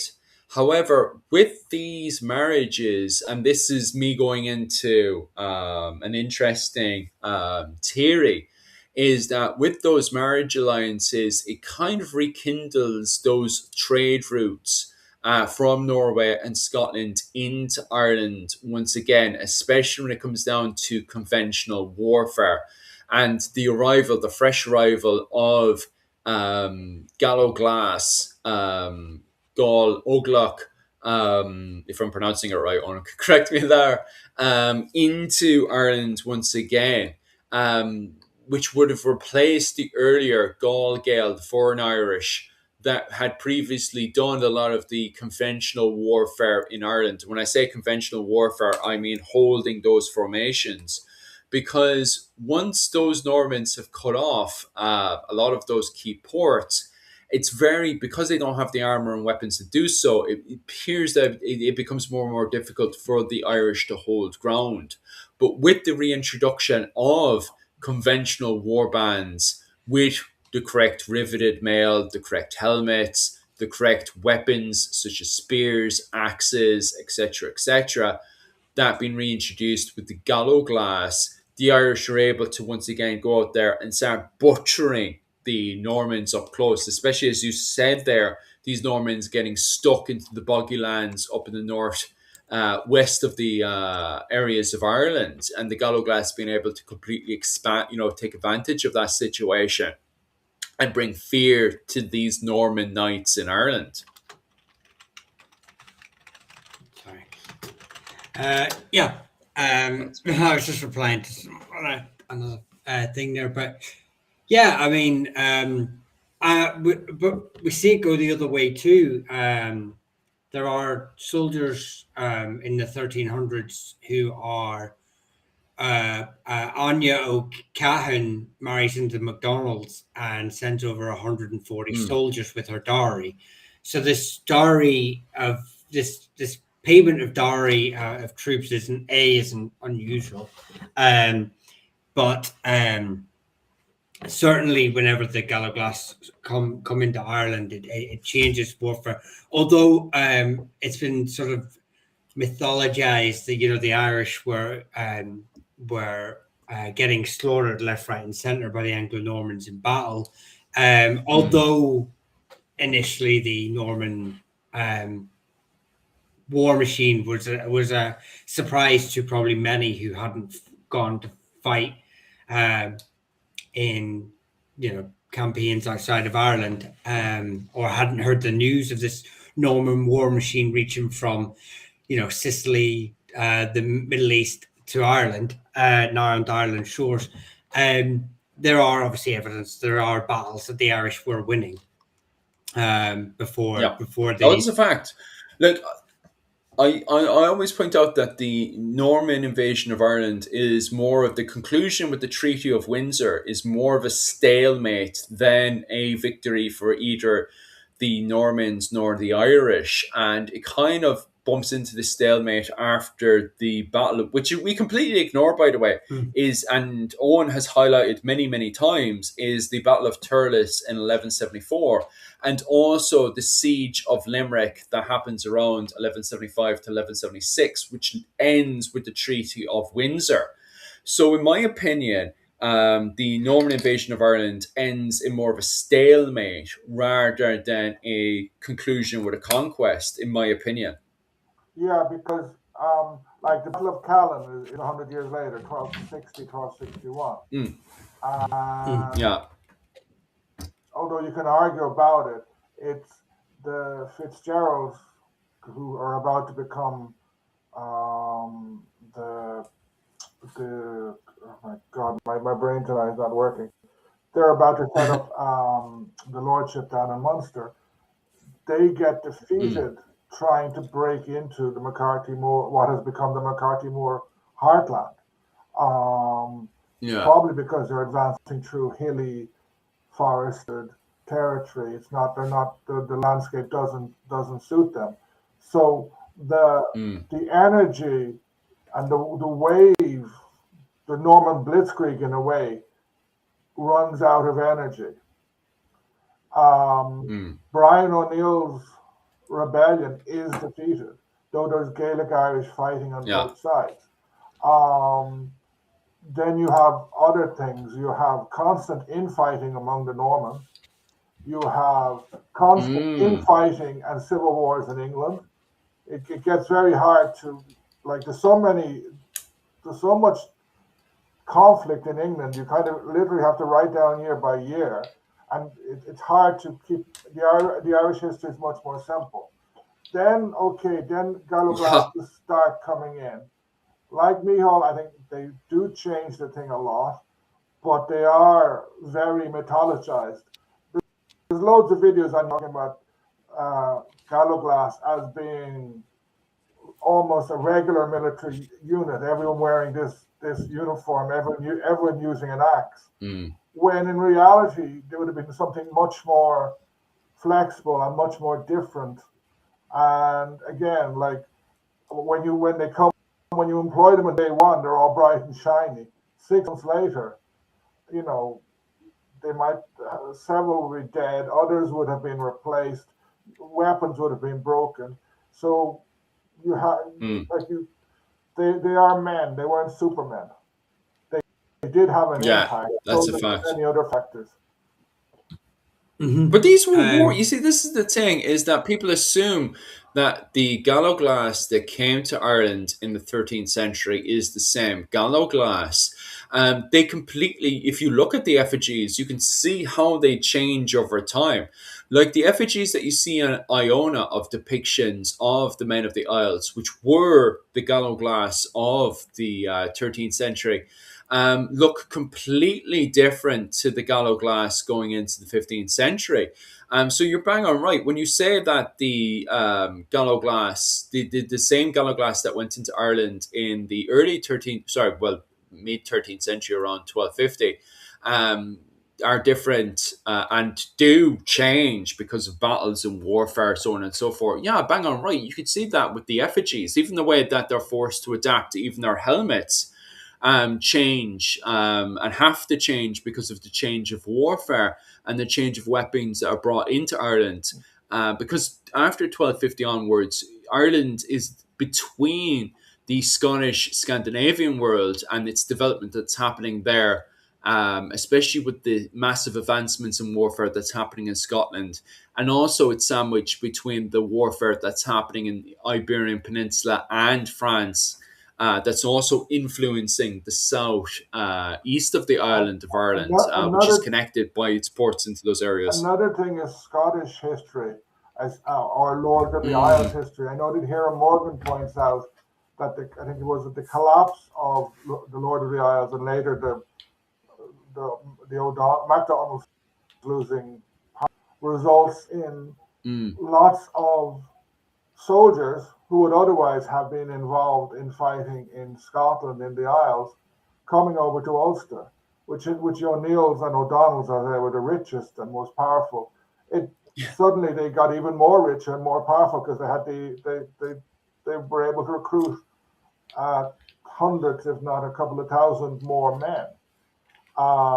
mm, At a time when the English military force in Ireland was shrinking, you had the Black Death, you had wars with France, etc. yeah, The English attention was turning away from Ireland, and it was yeah, presumed that the English in Ireland would defend the state they had built. And then all mm. of a sudden, the several Gaelic Irish lords uh, suddenly find that they can recruit fairly easily a large amount of good soldiers. Mm. Jesus, that collapse of the lordship of the Isles, that happens in 1493. God, that's just in time for the Gaelic resurgence and the Yeah, campaigns of Art MacMor Cavanagh. And sorry, the later, sorry, no, not the Art MacMor Cavanagh. That's just in time for the Wars of the Roses in Ireland. And just before all that stuff really kicks off, that's the peak of the O'Donnells.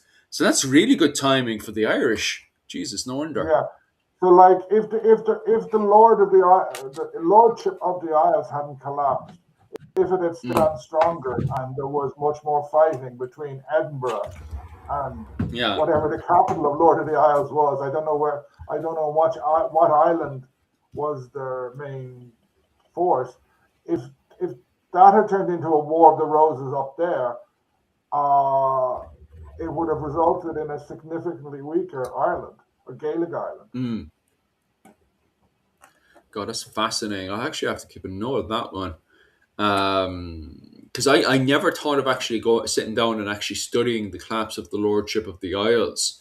I know they're exceptionally important when it comes down to the movement of the Galloglass going between Scotland and Ireland, but I never thought about actually sitting down and studying the collapse. And I would have assumed the collapse would have been a negative thing, but as you highlighted there, because then you have this large bulk of military force then going into Ireland, um, yeah, it does change warfare completely, especially going into the Wars of the Roses in Ireland, because I think the Wars of the Roses in Ireland was coming to its conclusion from that point onwards. It's very funny how the O'Neills and the O'Donnells didn't play a huge part in the Battle of Stokefield. It was mostly a Fitzgerald battle against the Tudors. Maybe if we had that large military force of Galloglass going into the Battle of Stokefield, definitely would have changed history permanently.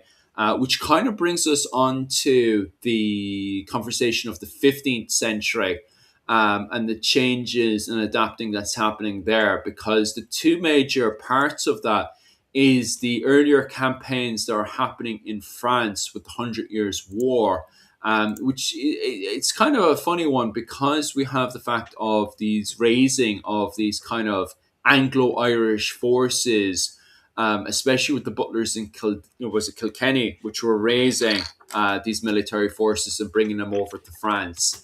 And then halfway into the Hundred Years' War, we have warfare changing again when it breaks into the Gaelic resurgence, which was led by Art MacMore Cavanagh, and sees like it can become very romanticized very, very quickly, because you kind of have this idea of Gaelic Art MacMore Cavanagh and him on his hoblo horse, riveted mail, throwing javelins. Somebody asked early on what was the impact of javelins and darts in Ireland. Javelin and darts in Ireland, because Ireland and its woodland was so dense, was massively effective. Now, granted, the javelin men and the darts did have a disadvantage in big open fields, fighting against Richard II's longbowmen.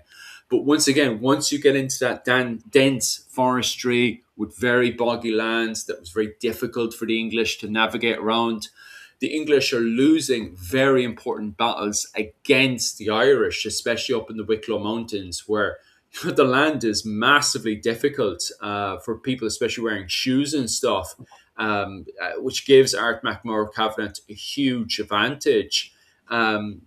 For warfare during the Hundred Years' War, is there anything you guys would love to expand on and have a conversation with right now? I just wanted to just about the javelin, the dart. 2 points.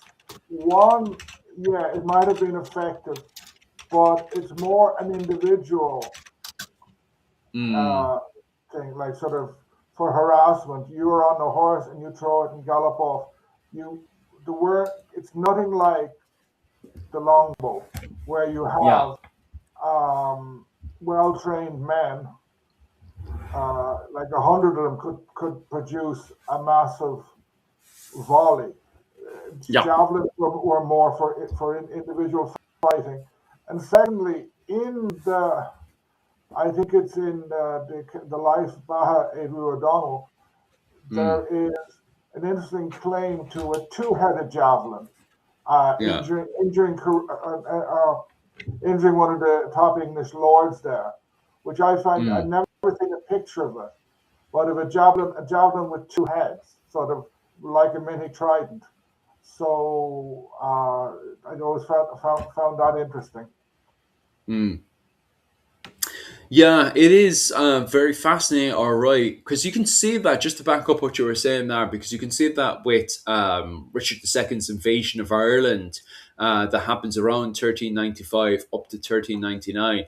At the very start of those campaigns, Richard II is very, very successful, and especially the Kerns, the cattle raiders, have an absolute nightmare dealing with English longbowmen, especially out in open field. Like if they're out in open field, the Kerns are wiped out of it. However, when you go into the dense forests, and they do, the English do that to follow, to chase after the Kerns, the tables completely flip. The Kerns have then massive advantages against the English longbowmen, where they're, as you said, they're not able to use these volley shots in dense forestry to go against the Kerns. And it's from that point that the darts and javelins definitely seem to start penetrating into English armour once again. What's also interesting about the development of warfare going into the 14th century is in the 13th century, riveted mail had dominated warfare inside of Western Europe. However, as we go into the 14th century, it's at that point onwards that we start to see this kind of medieval punkish era where plate armor is starting to develop because of massive, huge scale conventional warfare that was happening in France at the time, that the Irish were a part of because of the raising of forces, especially with the Butlers, raising of Anglo-Irish forces in Kilkenny and going off to France to fight against the French. So with that, even in Ireland, you see a massive change in development happening. So by the time you get into the 15th century and you're dealing with the later Hundred Years' War and the Wars of the Roses in Ireland, Irish armour from that point onwards completely develops separately from English armour and is more adjusted to cattle raiding inside of Ireland.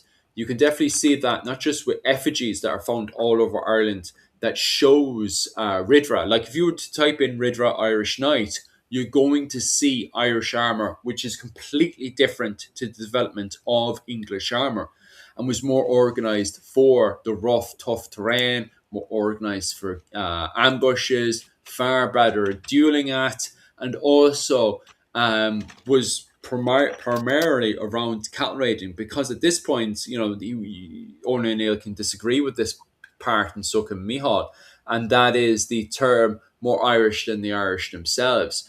But where there is smoke, there is always fire.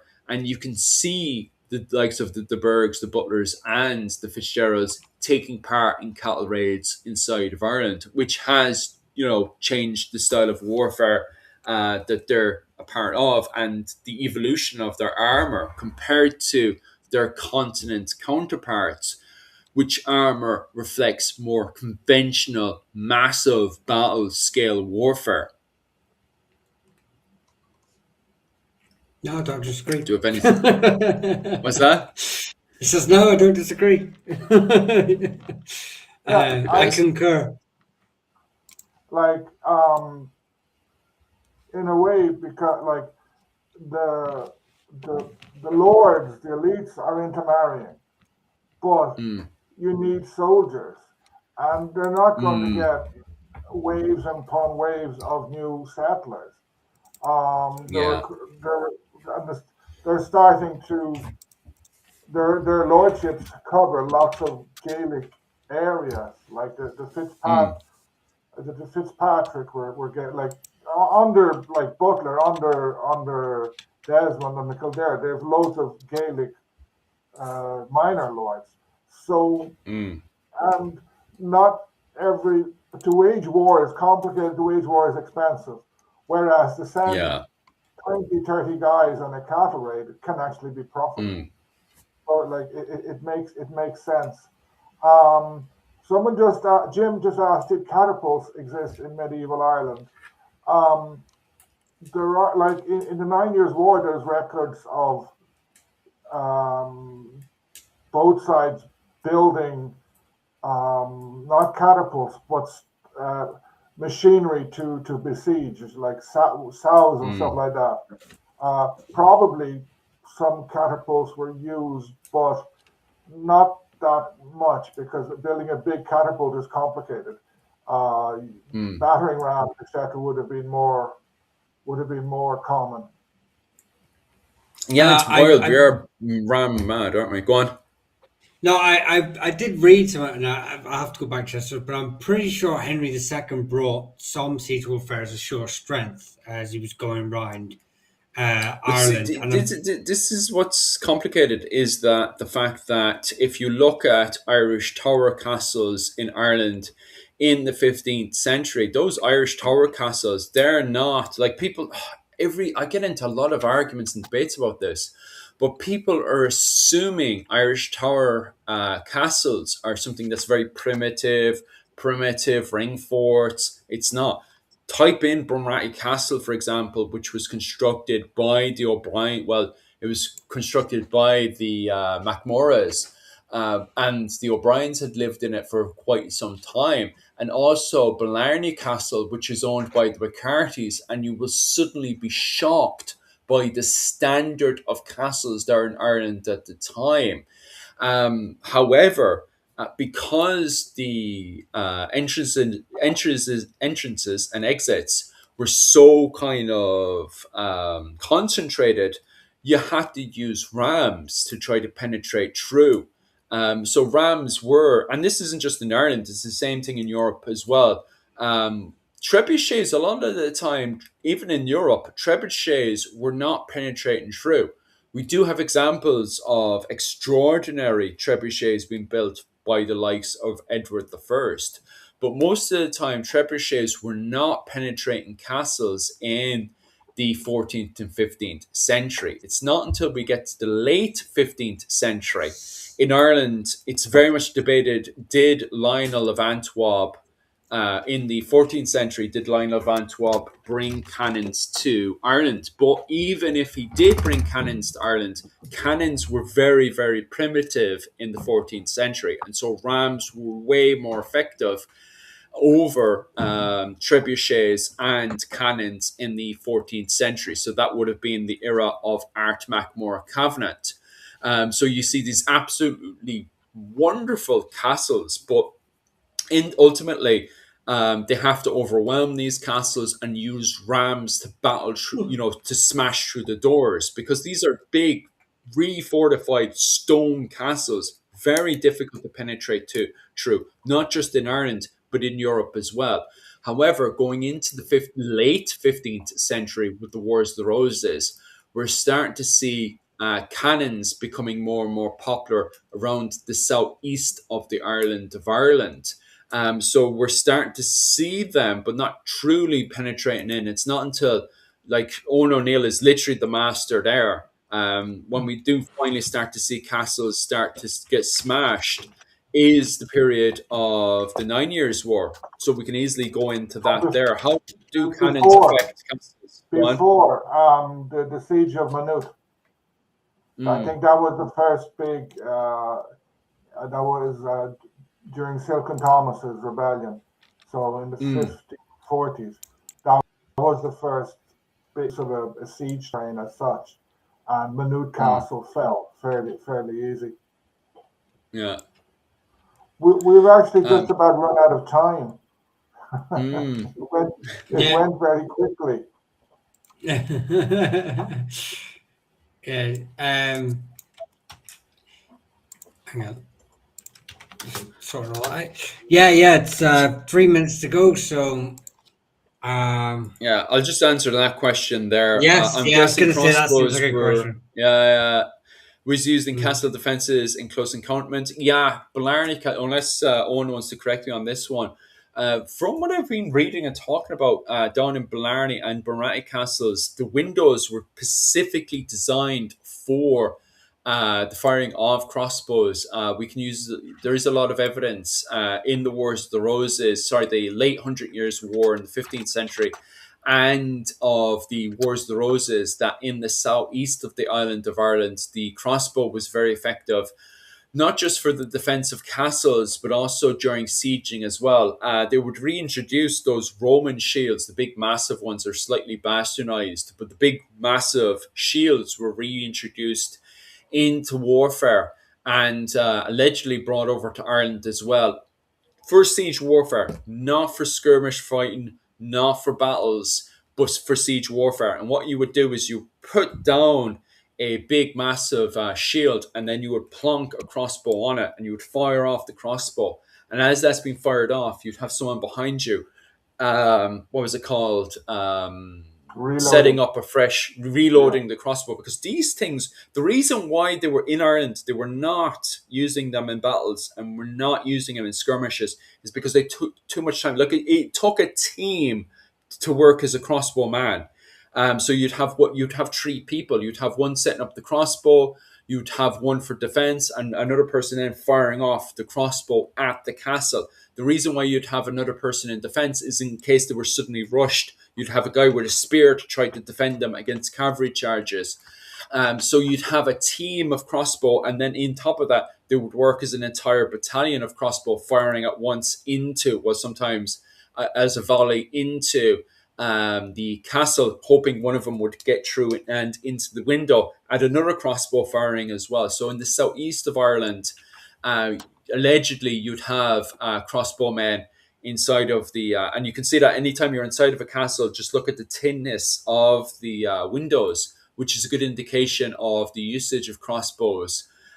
So yeah, in the 15th century, in the late Hundred Years' War and the Wars of the Roses in Ireland, there's definitely the usage of crossbow. And I assume then once we get into the 16th century, that then changes from crossbowmen into the more usage of guns, especially Yeah, going into the 9 Years' War. I just say, like, yeah, 16th century crossbow disappears.